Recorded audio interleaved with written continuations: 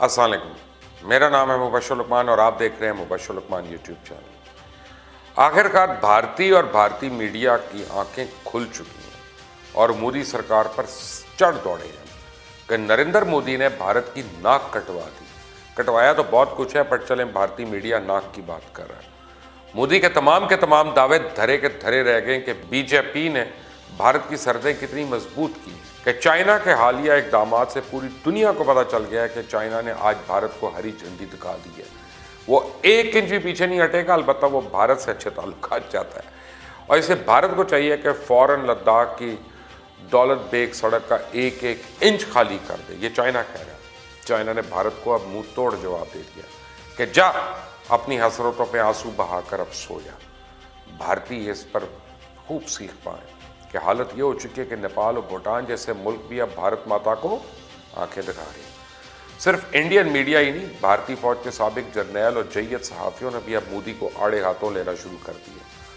भारतीय retired lieutenant general HS. Panag ने मोदी सरकार पर शदीद तनकीद करते हुए कहा कि भारत की उंगलियां चीन के जूते तले आ गई। मोदी सरकार भारतीय फौज जमीन छिन जाने की तरदीद कर रही है। एच.एस. पनाग का कहना है कि चीन को मेजर जनरल सतह मुज़ाकरात में बरतरी हासिल होगी। स्वार्थकारी नाकाम हुई तो चाइना सरहदी झड़पों और महदूद जंग के लिए तैयार है, मगर मोदी सरकार ने चाइना के मामले में मुकम्मल खामोशी इख्तियार कर ली। यूँ चाइना की भारत को इबरतनाक शिकस्त से पूरे भारत में कोहराम मच चुका है, क्योंकि भारत और चाइना के दरमियान जारी कशीदगी को ख़त्म करने के लिए डिवीज़न कमांडर सतह पर होने वाले मुज़ाकरात के कई दौर नाकाम हो चुके हैं और इस वक्त तो ऐसा लग रहा है कि पूरा भारत तपते तवे पर बैठा हुआ है। हर किसी को शदीद मिर्चें लगी हुई और इन मिर्चों की शिद्दत इतनी है कि भारत अपना हुलिया मजीद बिगाड़ने पर तुला बैठा है। दिखाई कुछ यूँ देता है कि रुसवाई अब भारत के मुकद्दर में लिखी गई।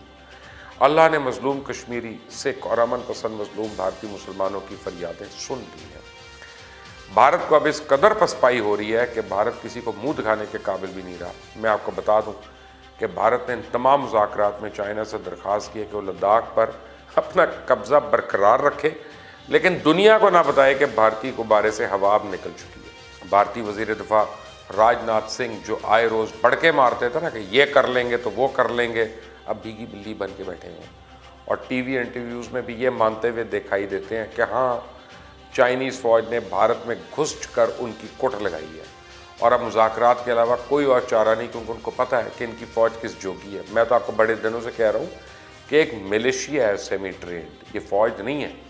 क्योंकि मारूफ भारतीय तजियाकार अजय शुक्ला के मुताबिक भारतीय फौज इस वक्त हैरत ज़दा है।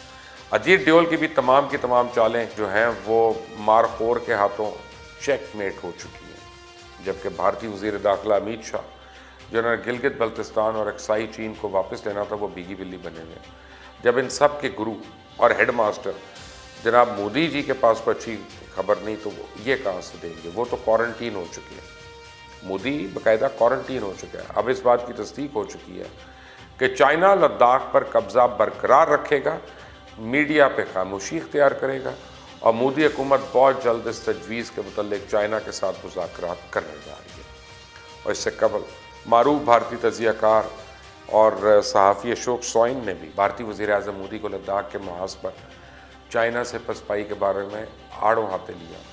अशोक का कहना था कि मोदी ने बालाकोट सर्जिकल स्ट्राइक्स पर झूठ बोला था। मोदी ने अपनी खिफत मिटाने के लिए भारतीय अवाम को गुमराह किया और ये तासुर देने की कोशिश की कि भारत ने पाकिस्तान से बदला ले लिया, हालांकि ऐसा बिल्कुल नहीं है। मोदी ने झूठ के सहारे भारतीय फौज को सहारा देने की कोशिश की और इस तरह अशोक स्वाइन के मुताबिक लद्दाख के महाज पर जिस तरह चाइनीज़ फौज के हाथों भारतीय फौजियों की दुर्गत बनाई गई है, इससे पूरी दुनिया में भारत की जयकसाई हो रही है। मोदी को तो चाहिए था कि चाइना के इस इक़दाम के खिलाफ भी अपने फौजियों को लड़ने के लिए उकसाता, लेकिन मोदी ये इसलिए नहीं किया क्योंकि मोदी को पता है कि चाइना भारत को बहुत सख्त सबक सिखाएगा। अब आप इससे अंदाज़ा लगा लें कि कल चाइना के जंगी तैयारे भारतीय फ़िज़ाई हदूद में 10 किलोमीटर अंदर घुस गए और भारतीय मीडिया ने चीख चीख कर आसमान सर पर उठा लिया, लेकिन भारतीय फ़िज़ाइया चुप करके दुबक कर बैठी रही और उसे सांप सूंघ गया कि कहीं एक और अभिनंदन अब कि चीन में ना पकड़ा जाए। लद्दाख कशीदगी में खामोशी पर भारतीय वज़ीर आज़म मोदी पर न सिर्फ भारत बल्कि पूरी दुनिया भर में तनकीद की जा रही है। भारत की अपोजिशन जमात कांग्रेस तो सवाल कर रही है कि मोदी जवाब दें लद्दाख में क्या चल रहा है, लेकिन भारत सरकार की जानिब से मुकम्मल खामोशी है। वहीं भारत की हुक्मरान जमात बीजेपी के दहशतगर्द के विंग इंतहा पसंद हिंदू तंजीम आरएसएस के बारे में भी कहा जा रहा है कि आरएसएस ऐसे निहत्ते मुसलमानों पर तो भारत में तशद्दुद करती है, अब लद्दाख पे बहादुरी के जौहर क्यों नहीं दिखा रही।